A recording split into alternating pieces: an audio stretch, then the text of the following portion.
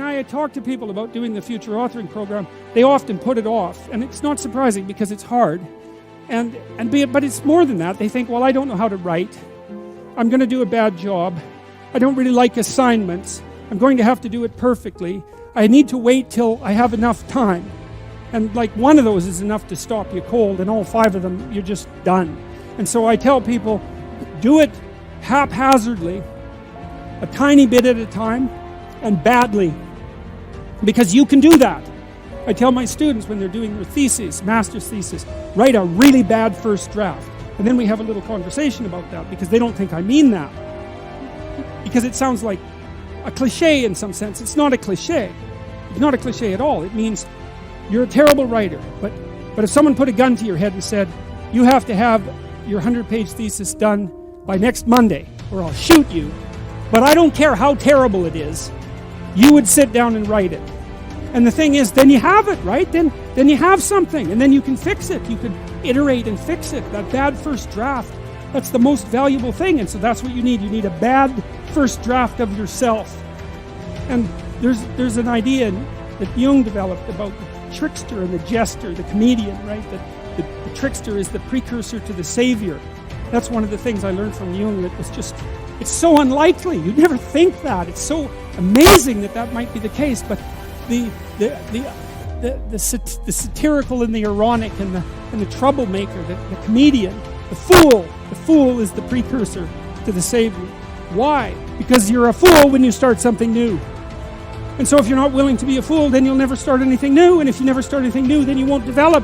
And so the willingness to be a fool is the precursor to transformation. And that's the same as humility. And so if you're going to write your destiny, you can do a bad first job. You're going to get smarter as you move forward. That's the thing, is that, so if something beckons to you, that's what happens here. Maybe the star that Geppetto wished on was the wrong damn star. But at least it was a star, right? At least it was in the sky. At least it moved him forward. And so you say in your life, well, something grips you and fills you with interest. And you think, well, should I do that? And the answer is, if not that, then something. What if it's a mistake? It's a mistake. Rest assured. What do you know? You're going to stumble around, right? And what's going to happen is this. You're going to not stay in stasis. You're not going to wander around in circles. And I see people like that. They said, well, I never knew what to do, and now I'm 40. It's like, that's not so good. That's not so good. And you might say, well, and there is a literature too that suggests that people are a lot more unhappy when they look back on their lives about the things they didn't do than they are about the mistakes they made while they were doing things. And so that's really worth thinking about too, because there's redemptive mistakes. And a redemptive mistake would be a mistake that you make when you go out and try to do something. You know, you think, okay, I'm going to try to do this. And you're not good at it. You make a bunch of mistakes. It's like, what's the consequence if you pay attention? You're not quite so stupid anymore. That's the thing, is you've been informed by the results of your errors. And so what happens is you follow the beacon, you follow the light. And you're blind, so you don't know where the light is. It's dimly apprehended only, and you're afraid to follow it. But you decide to take some stumbling steps towards it. And as you take stumbling steps towards it, you become illuminated and enlightened and informed.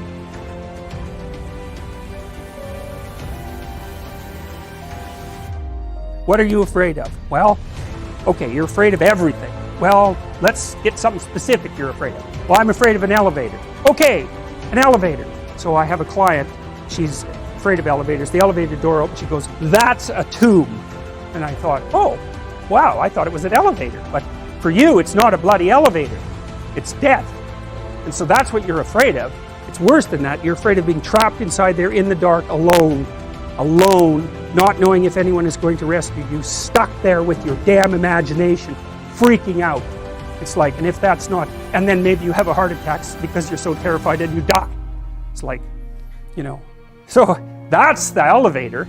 Well, it's no bloody wonder that no one's going to get into something like that. And then maybe underneath that is your distrust in the mechanisms of society, right? Because, you know, a normal person, those weird creatures, they'll get an elevator, what the hell, they don't care. And partly it's because they have an implicit belief, even if the thing stops, somebody will come along and rescue them. And usually you don't even think about it, right? It's like, oh, what the hell, it's an elevator. It's like,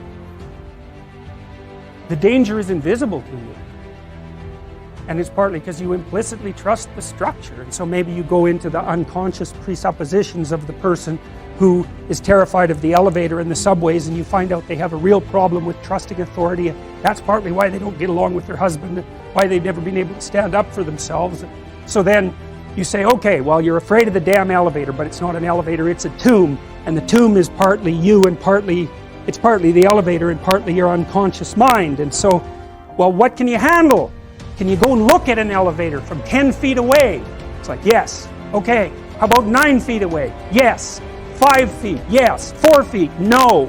Okay, no problem. 4.5 feet. We're going to go from that elevator. We're going to look at the damn thing until you're bored of it. Because that's what we're trying to... You should be bored of the elevator. Because then you're not afraid of it, obviously. It's like, it's an elevator. You just don't notice it.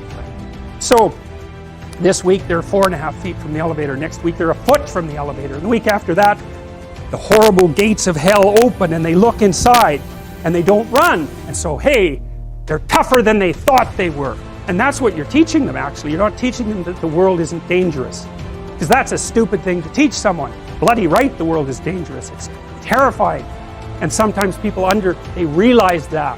And the veil lifts. And they see horror everywhere. They see that. And then they think, well, I'm just a little rabbit. I'm over here in the corner. I can't move. I'm petrified. And then they can't move. They hide at home. They cower at home because everything has become a predatory domain. And so what you teach them is you're not as much of a rabbit as you think. And part of that is that you help them grow some teeth so that they can go home and have that fight with their husband that they should have had 25 years ago. And it happens very frequently with agoraphobic clients that you get them so they can go on the damn elevator and they can go on the subway and they can take a taxi. Maybe they learn to drive. Wow. They get some autonomy and then they're a little tougher, and so then they can stand up for themselves, and they go back and, like, their husband might not be very happy with any of this. Really, it depends on what sort of guy he is. You know, if he's a real tyrant, he might be just perfectly happy that he's married to someone who, you know, is afraid of her own shadow, because then she won't ever leave. And so that's a nasty little story, and believe me, it's not uncommon. So she gets tougher by facing what she fears. And what she finds out is there's a hell of a lot more to her than she thought. And that's really what happens when you do behavior therapy with someone who's agoraphobic. It isn't really that they get less afraid, it's that they get braver. That's way different. It's because brave is alert and able to cope. And you learn something, and so what happens then is the star moves. You move 10 feet towards it and you think, no, that's not right. I didn't get it right. It isn't there, it's actually there. And so then you see it somewhere else and you shift yourself slightly and you move forward, and that's what happens, is that you continue as you change. The thing that guides you forward moves. Right? It's like God in the desert in Egypt, the pillar of light that you're following, it's moving. It's not a permanent thing. You move towards it, it moves away, it guides you forward.